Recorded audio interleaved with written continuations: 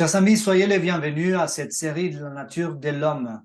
Et le sujet de la semaine dernière et qu'on va continuer aujourd'hui, c'est ce que j'ai pensé, ce que j'ai dit et ce qu'il a compris. La vérité sur la communication humaine. Et je donne aussi la bienvenue à Itamar qui nous accompagne pour cette vidéo. Merci, bonjour et bienvenue à tous. Alors, la semaine dernière, on avait parlé beaucoup de choses. On avait parlé de l'importance de communiquer de manière claire et efficace, avec choisissant les bons mots, l'intonation qui convient. On avait parlé aussi de différents modes d'expression de communication humaine, donc la communication verbale et non verbale. Donc la communication verbale, qui peut être une communication écrite, mais aussi la Parler, parole, la voix. Et puis la communication non verbal. non verbale, peut être des gestuels, ça peut être des effets de lumière, des drapeaux, des signes, des dessins. Tout ça, c'est la communication non verbale. Et donc, on avait expliqué que ces deux types de communication, ils vont travailler ensemble, ils vont compléter en fait le processus de communication pour l'optimiser. Donc, c'est important d'utiliser les deux. Et on avait expliqué aussi que, au sujet du titre, hein, c'est qu'il a ce que j'ai pensé, ce que j'ai dit et ce qu'il a compris. C'est qu'il y a une grande différence entre ce que je pense et ce que l'autre personne de l'autre côté va comprendre. Et nous avons expliqué la semaine dernière le processus de communication qui se déroule en 4 étapes. Donc la première étape, c'est ce que j'ai pensé, donc, la pensée, l'idée initiale. Ensuite, ce que je dis, on a Qu'il y expliqué, avait un décalage il y a entre des ce que fois un j'ai. décalage parce que soit on dit pas exactement ce qu'on a pensé, ou on choisit mal les mots, ou la façon, l'intonation, etc. Donc finalement, le message peut être un peu détourné. Et puis il y a une autre étape, donc à partir de la ligne bleue, la petite ligne toute fine bleue, c'est de l'autre côté. Donc c'est le personnage en blanc, c'est que j'ai entendu. Qu'est-ce qu'il a entendu? En fait, ça va être conditionné par différents facteurs. Ça peut être des facteurs physiques, mais aussi Émotionnel. émotionnels. Ça peut être impacté par une mauvaise habitude de ne pas écouter. Il y a des gens qui ont une capacité d'écoute très réduite. Donc, c'est important de développer notre capacité d'écoute. On l'avait dit aussi la semaine dernière. Et puis, la quatrième étape, c'est que j'ai compris. Donc, voilà, c'est l'étape finale de voyage de cette information. Mais finalement, ce que j'ai compris, ça peut être l'interprétation de ce que j'ai entendu, qui n'est pas tout à fait ce que la personne voulait dire, puisqu'elle a dit différemment. Donc, vous Après, voyez. ça peut être, on peut accentuer ça par justement les différentes cultures. Par Oui, tout à exemple, fait. si on prend en Amérique latine, eh ben, il y a des mots qui veulent dire d'autres choses dans d'autres pays, Tout à fait. justement d'Amérique latine, et c'est la même langue, hein, c'est l'espagnol, Ouais. mais selon les pays ou même la région, ça peut dire autre chose. J'ai appris aussi que même en France, à l'intérieur de la France, entre une région et une autre, il peut y avoir des mots qui ont une signification différente. Et j'étais assez étonné, je pensais que c'était juste en Amérique latine. Mais même en France, on a cette même problématique.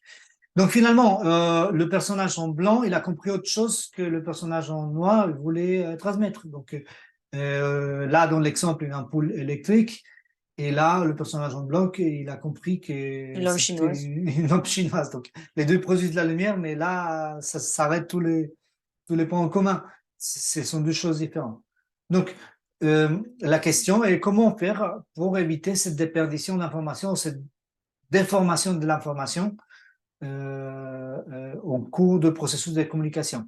Donc, on avait dit la semaine dernière qu'on allait présenter aujourd'hui, et c'est justement le sujet, c'est des techniques qui vont nous amener à vérifier ou à corriger ces erreurs de communication. Et donc, ça s'appelle la technique de la reformulation. Bah, c'est un peu la seule, hein. Quel est le meilleur moyen, d'ailleurs, le seul moyen pour vérifier que ce qu'on a dit est bon, enfin que ce qu'on a compris est bon.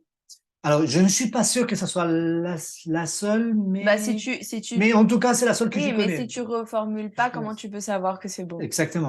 Comment l'autre personne peut savoir que tu as bien compris si tu ne J'ai pas reformules tendance pas? à penser que Itamar a tout à fait raison. Mais bon, en tout cas, moi, je connais que cette technique-là et elle est extrêmement efficace. C'est ce qu'on Ouais. utilise dans le milieu professionnel parce qu'il y a des métiers dans lesquels un malentendu, ça peut être très grave. Donc, voilà, ça dépend ce qu'on fait. Mais donc, le processus de communication est standard, donc le même qu'on a présenté dans le slide antérieur. Donc, la première étape, ce que je pense. Ensuite, deuxième étape, ce que je dis. Ensuite, ça passe vers mon interlocuteur, ce qu'il entend, donc ce que j'ai entendu. Là, si je me place de côté blanc, et ce que j'ai compris.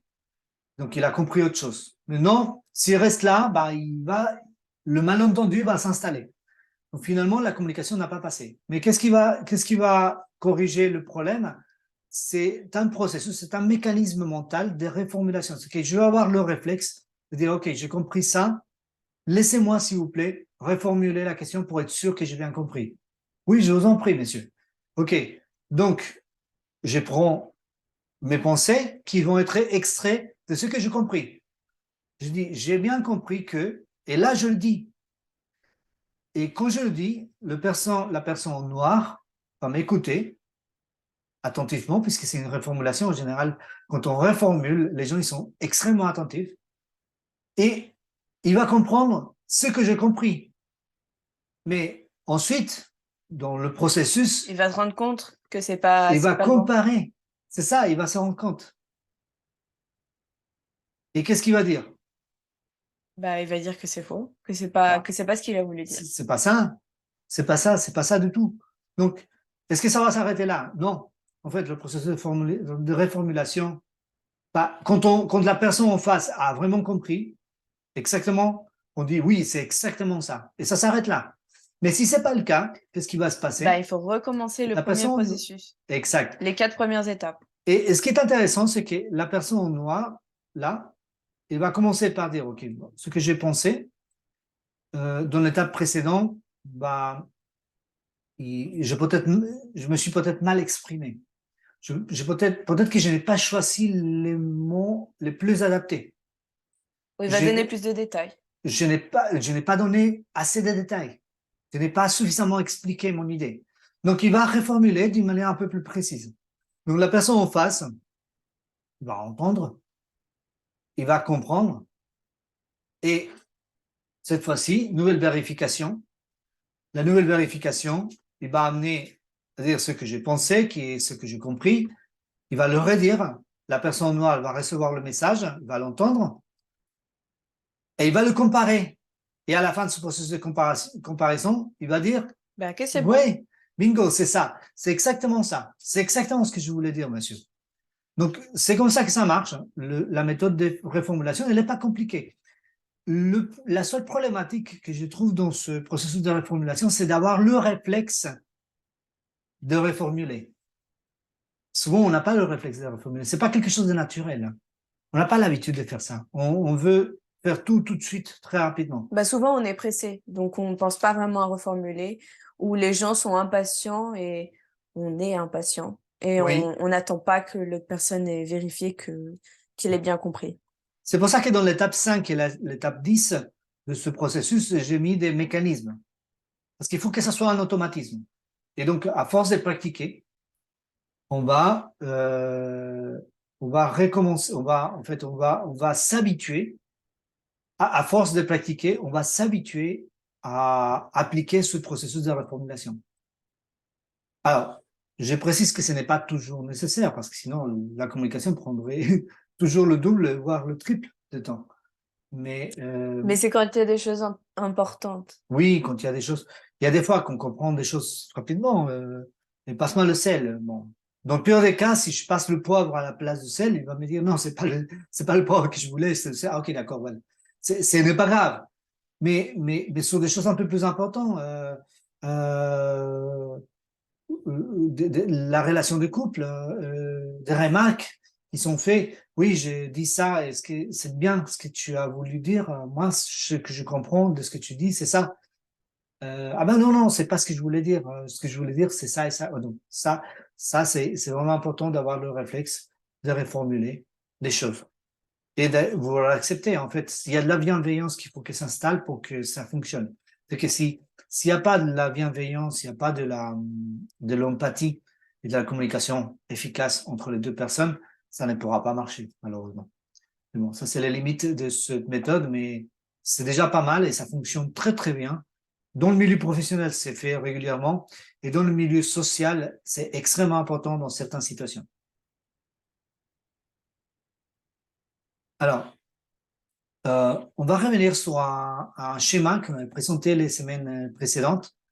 C'est un schéma dans lequel il y a les sens, le cortex sensoriel, le lobe frontal, le raisonnement, qui utilise l'imagination en tant que, on va dire comme ça, un bac à sable dans lequel il va expérimenter des possibilités d'idées. Donc, le raisonnement et l'imagination travaillent ensemble chez l'être humain. Et ce qui se passe, c'est que quand on entend quelque chose, donc Les l'information cinq est... sens, les cinq sens. Oui, les cinq sens. Bah, l'information va transiter en premier par les cinq sens, qui va passer après dans le cortex sensoriel, qui va passer dans le lobe frontal et qui va passer par le raisonnement, qui est lié à l'imagination. Et donc, ça va servir à analyser en fait l'information. Mais qu'est-ce qui se passe si notre imagination est, on va dire, corrompue, ou saturée, ou perturbée? Bah, ça va être perturbé. Ça va perturber notre capacité de raisonnement. Et finalement, on va avoir une idée erronée qui ne correspond pas tout à fait à ce qu'on a entendu. Et ça Et va ça va arriver dans arriver notre dans la conscience. conscience. Et donc, ça peut créer des gros problèmes relationnels chez les gens. Donc, ça, c'est vraiment un point important. Et nous devons comprendre que l'imagination joue un rôle capital dans la communication humaine. On a besoin de l'imagination, même pour anticiper la réaction de l'autre. C'est que, OK, d'accord, j'ai une idée. Je vais la dire, mais comment je vais la dire? OK, attends, je vais penser. Et si je dis comme ça, comment il va réagir? Est-ce qu'il va s'énerver? Est-ce qu'il va mal le prendre? Est-ce qu'il va peut-être pas comprendre? Ok, je vais peut-être donner plus de détails. Je vais peut-être utiliser tel mot. Et donc, dans notre imagination, on commence à construire des scénarios pour finalement avoir une version aboutie de l'idée et puis pouvoir l'exprimer. Donc ça, c'est vraiment important. Donc, on voit bien que la communication, elle est liée à l'imagination aussi. Et puis bon, les émotions, ça joue un rôle, les émotions vont jouer un rôle extrêmement important dans le processus de communication. Et là, on a ces tags, ce RACI, où on a des couleurs par faculté, qu'on avait utilisé dans les sujets précédents. Et les facultés morales en vert, facultés intellectuelles en bleu, et en rose, les facultés physiques en inférieur. Et pour ceux qui connaissent pas ces racistes, je vous invite à revenir sur la série. Et il y a des sujets dans lesquels on a expliqué amplement ces différentes facultés. En tout cas, voilà le schéma. Et donc à gauche, qu'est-ce qu'on pourrait dire de cette personne à gauche en Bah, elle est représentant bien au noir? équilibrée. Elle a les facultés supérieures qui dominent les facultés inférieures. Ouais, c'est une personne équilibrée. Et à droite, Et à droite, bah, c'est tout l'inverse. C'est une personne qui est déséquilibrée, qui a les facultés physiques ou inférieures qui dominent les facultés supérieures. on pourrait traduire ça comment? On peut dire que c'est une personne comment? Déséquilibrée. Déséquilibrée, oui, mais Émotive. émotive, ouais, par exemple. Émotionnelle. Donc c'est une personne qui va réagir plus par émotion que par analyse. OK? Donc ensuite, cette personne en noir, il envoie un message. Bon, là, j'ai mis une colombe pour représenter la paix. C'est un message, bonjour, cher voisin, ça faisait longtemps que je ne vous voyais pas. Est-ce que vous allez bien? Est-ce que tout le monde va bien? C'est ça, ça fait plaisir de vous voir, par exemple. Et donc, il va le dire. Et qu'est-ce qui va se passer avec ce voisin en face, qui est un peu déséquilibré ou un peu émotionnel? Il va l'entendre, mais qu'est-ce qui va se passer dans l'interprétation? Bah, il va prendre le message pour un message de guerre. Bah, il va pas être content. Par exemple, il va dire: «Oh, mais ce voisin, oh, mais qu'est-ce qu'il en a à faire?» Déjà, pourquoi il me dit bonjour? À quel Oui. titre il me dit bonjour? Déjà, qu'est-ce qu'il a de bon ce jour-là? Pour commencer. Et puis, oui, comment ça, il s'intéresse, il m'espionne, il est en train de m'espionner. Quoi, ma vie privée, c'est ma vie privée, pourquoi il s'intéresse à moi? Et puis, finalement, ça va être le combat, donc il va sortir le gant de boxe. Donc, on voit bien que il y a une déformation dans le processus de communication qui est lié à l'état émotionnel, à l'équilibre des facultés, surtout quand les facultés inférieures dominent les facultés supérieures. Et donc là, on a un texte que je voudrais dédier à tous les pères et les mères qui ont eu des enfants agaçants et qui ont perdu patience à un moment donné. C'est dédié à vous, à nous, parce que moi je l'étais aussi. Et puis, comme je le dis dans le sujet en espagnol, c'est lui qui est libre de péché qui jette la première pierre. Moi, j'ai pas de caillou dans ma main, mais s'il y a quelqu'un qui n'est pas tombé dans ce piège, on voit le caillou, on le reçoit avec plaisir. Parce que franchement, je pense qu'on est tous tombés. Et donc, ce conseil est un conseil très important et on va le lire. Et ça se trouve dans le livre Child Guidance, donc la conduction de l'enfant. On n'a pas de traduction en français, traduction officielle, donc je me suis permis de faire une traduction pour vous. Donc, Itamar, je t'invite à le lire. Oui. Parfois, lorsqu'ils sont fatigués par le travail ou opprimés par les soucis, les parents ne gardent pas un esprit calme, mais manifestent un manque de tolérance qui déplaît à Dieu et jette une ombre sur la famille. Parents, quand vous vous sentez en colère, vous ne devez pas commettre le grand péché d'empoisonner toute la famille avec cette irritabilité dangereuse.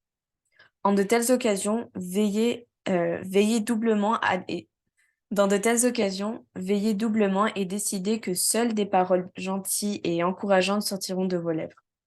En exerçant la maîtrise de soi, de cette façon, vous deviendrez plus fort. Votre système nerveux ne sera pas si sensible. Jésus connaît vos faiblesses et il a lui-même partagé nos vicissitudes en toutes choses, sauf le péché. Par conséquent, il a préparé un chemin approprié pour notre force et notre capacité. Ce qu'on disait tout à l'heure, hein, on peut transmettre des choses, des émotions et des informations, pas seulement des informations. La communication, ce n'est pas que des informations, mais aussi des émotions positives et négatives. Et voyons le même schéma qu'on a vu tout à l'heure.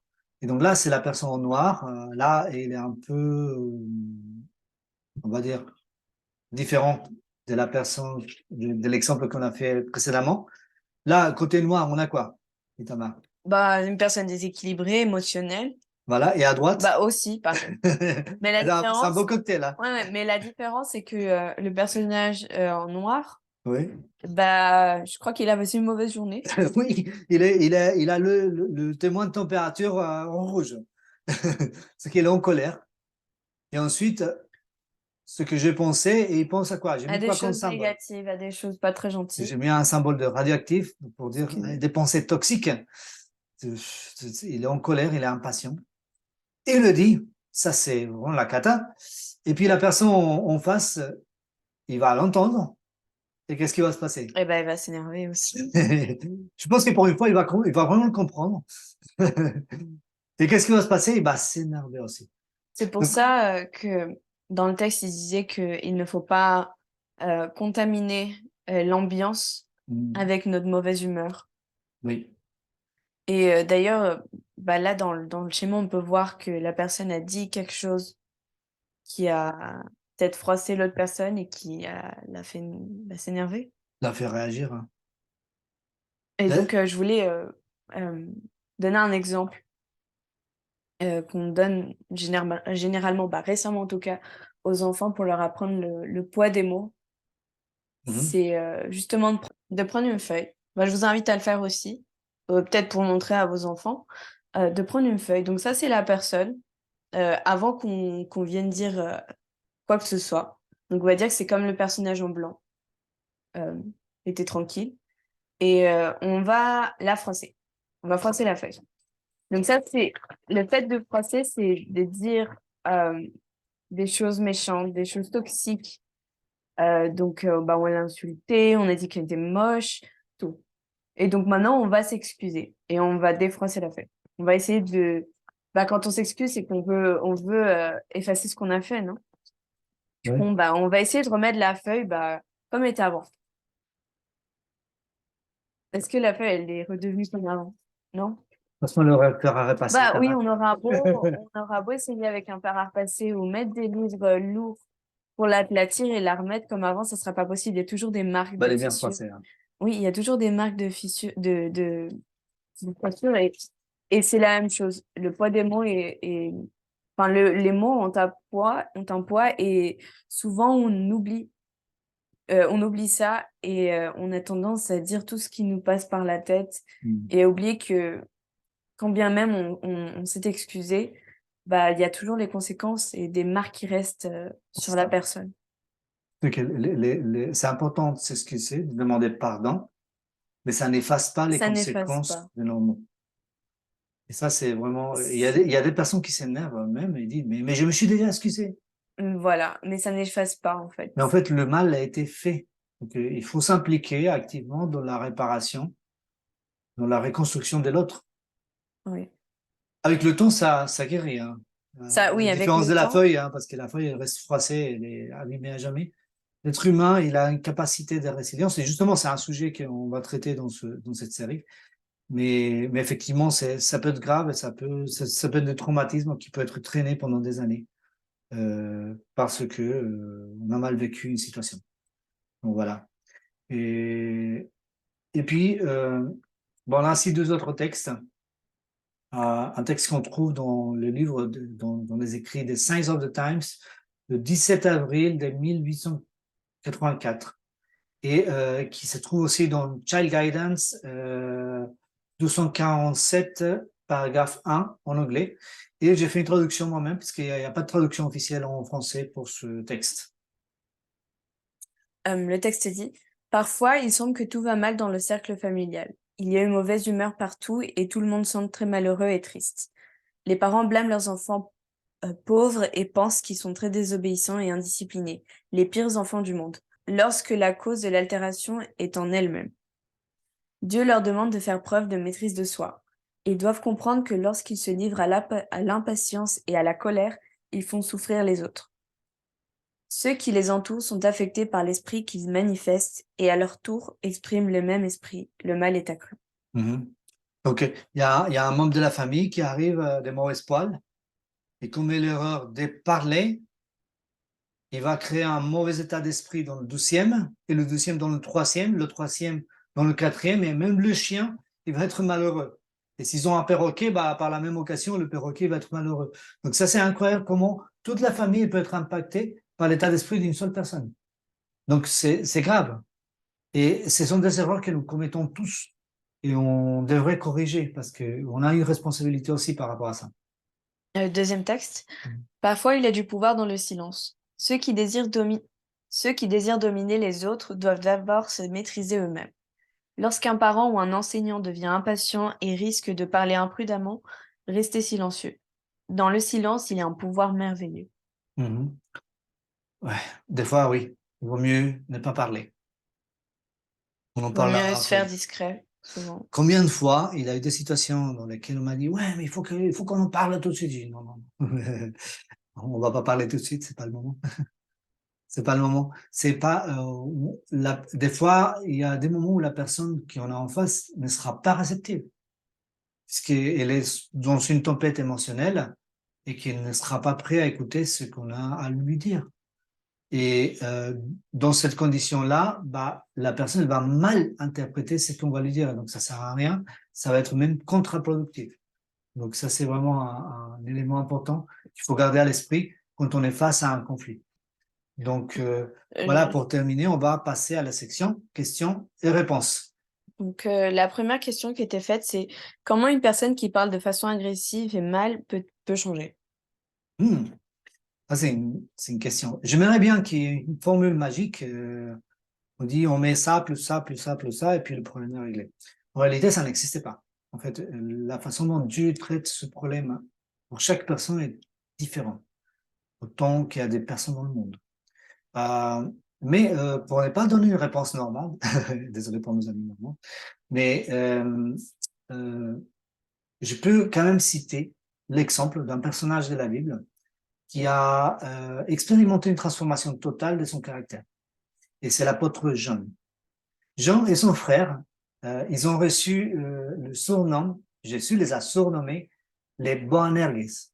Boanerges, ça veut dire les enfants du tonnerre. C'est dire que c'était imprévisible et émotif. Et c'était terrible. Ils avaient un caractère. De cochon. Oui, je pense que le cochon, oui, c'est un peu short, court comme terme. Mais en tout cas, oui, ça avait un seul caractère. Et on voit qu'au bout de quelques années, 3 années de ministère avec Jésus, la mort de Jésus, les premières années de ministère en tant qu'apôtre, en train de servir les autres, etc., ça a opéré une transformation en jeune.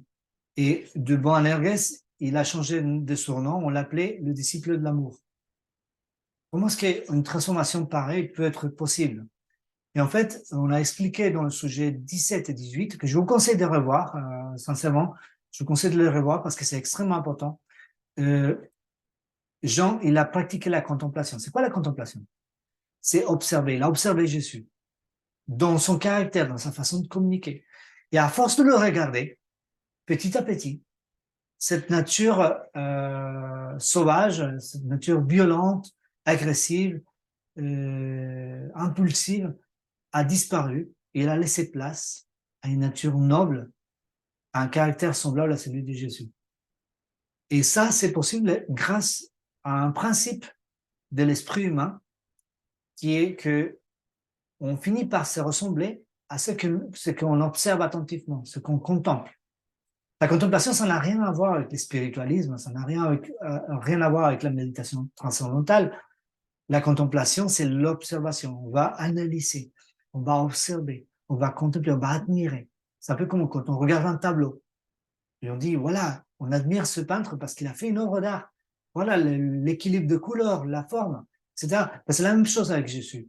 Si on admire son œuvre, ce qu'il a fait pour nous, son sacrifice, la façon dont il parlait aux autres, la façon dont il gérait les conflits, on a beaucoup de choses à apprendre. Nous avons tous beaucoup de choses à apprendre. Et en fait, c'est en contemplant Jésus qu'on est progressivement transformé à son image, sans qu'on s'en rende même pas compte. C'est-à-dire qu'il y a beaucoup de gens qui luttent, qui se bagarrent pour changer leur mauvais trait de caractère. Mais cette transformation ne peut être opérée que par le Saint-Esprit. Elle ne peut être faite que si on est en connexion avec Jésus. Et on est en connexion avec Jésus à travers la contemplation. Donc voilà le secret de la transformation. Donc ça, c'est extrêmement important. Donc, pour répondre à la question, oui, c'est possible d'échanger. Et oui, il y a un élément qui est commun, c'est la contemplation. Mais je peux me permettre de donner quand même 2 conseils d'une manière générale. La première, bien évidemment, je viens de le dire, la contemplation. Il faut se concentrer sur la personne de Jésus, son ministère, son travail, sa façon d'être, son caractère, sa façon de communiquer. Ça, c'est la première. Et la deuxième conseil, il faut s'écarter des environnements toxiques. Il faut arrêter de regarder des choses. Je vois, par exemple, il y a des vidéos sur YouTube qui sont très rigolos, mais des gens qui disent plein de gros mots, plein de choses. Et puis, les gens, ils commencent à parler de la même manière, progressivement. Et on voit la transformation des gens. Et oui, pourquoi tu parles comme ça? Ah, je sais, tu regardes des vidéos sur YouTube, tu regardes tel personnage. Il y a même moyen pour ceux qui sont connaisseurs, c'est pas mon cas, mais tu sais, j'ai des amis qui ont fait ce repérage, de dire, ah, toi, t'es un fan de tel personnage. Il dit, ah bon, et c'est qui celui-là? Il se moque de moi parce que je n'en sais même pas. Mais à tel point, ce principe de la contemplation est efficace, mais peut aussi servir à nous dénaturer et à nous déformer, à nous donner des traits de caractère regrettables. Donc voilà, ça c'est pour répondre à cette première question. La deuxième question, c'était, comme le dit Tamar, il vaut mieux ne pas parler et rien dire. Mais par exemple, lorsque l'enfant pique une crise dans l'église, comment faire? Ou dans un lieu public? Oui. En fait, comme je disais tout à l'heure pour nos amis hispaniques, la question m'a déjà été posée à plein de reprises. C'est la mère qui me dit, ouais, bah, j'ai mon enfant qui fait des caprices quand on est au supermarché, je ne sais pas comment le contrôler, je ne sais pas comment réagir. Qu'est-ce que j'ai fait à ce moment-là? Souvent, ma réponse est la suivante, bah, il n'y a rien à faire, pas grand-chose à faire en tout cas. Ouais, il faut rester calme, mais mis à part ça, il n'y a pas grand-chose à faire à ces moments-là. En fait, tout le travail, il faut le faire en amont. C'est-à-dire que l'enfant, il va refléter un comportement en accord avec ce qu'il a reçu à la maison en amont. Mais en amont, c'est pas 5 minutes avant. En amont, c'est des années. Voilà, des mois, des années. Et donc, c'est en fonction de comment ça se passe à la maison que les enfants, ils vont avoir un comportement adapté ou pas dans certains lieux. Bien évidemment, les enfants, comme je l'expliquais tout à l'heure, les enfants, ils vont avoir tendance à transgresser les codes, à essayer de franchir la ligne rouge pour voir ce que ça donne. Mais si l'enfant il a reçu un bagage solide, il suffit que le parent il dit non, non, non, tu vas rester tranquille. Souviens-toi de ce que je t'ai dit. Et donc l'enfant il va se calmer, il va rester tranquille. Et puis dans le pire des cas, il va le dire bah, si tu continues comme ça, on va régler ce problème à la maison. Et l'enfant il sait qu'il va y avoir des conséquences par rapport à ses actes. Et donc ça c'est une manière d'arriver à un équilibre. Mais j'étais confronté souvent à des parents et je pose la question, et dans ce même cas de figure, je dis, OK, mais comment ça se passe à la maison? Ah, bah, les enfants sont terribles. À la maison, sont terribles, terribles. Ah oui, pourquoi ils font quoi? Bah non, bah, ils se chamaillent en permanence, ils crient, ils font le bazar partout. Ah bon, et vous faites quoi? Non, mais moi, je leur mets la télé pour les calmer, hein, parce que sincèrement, j'en peux plus. Ah oui, et ils font quoi d'autre? Bah, ils se chamaillent beaucoup, ils se bagarrent entre eux. Et vous faites quoi? Bah, quand ils se bagarrent, moi, je les tape aussi parce que faut qu'ils apprennent à ne pas être violents. Ah, bah, d'accord. Donc, vous, vous les tapez pour les apprendre à ne pas taper. Comment l'enfant, il peut comprendre ça? En fait, les enfants, ils vont apprendre plus par l'exemple que par des indications souvent contradictoires. Oui, quand les indications sont claires, qui sont accompagnées d'un exemple, ça peut aider. Mais quand il y a une contradiction entre ce que l'enfant, on demande à l'enfant de faire et ce que le parent fait dans la même situation, là, il y a un problème. Là, il y a un problème. Donc, c'est une cohérence globale dans l'éducation de l'enfant. Il faut qu'il y ait un équilibre. Et en fait, tout le travail s'est fait en amont, à la maison. Et comme ça, quand l'enfant il va être dans un lieu public, ça peut être un lieu de culte, mais ça peut être aussi un lieu public comme un restaurant, un supermarché, l'enfant il va savoir se comporter. Parce qu'il sait que ses parents vont lui dire, bah voilà, souviens-toi ce que je t'ai appris, tu vas rester tranquille.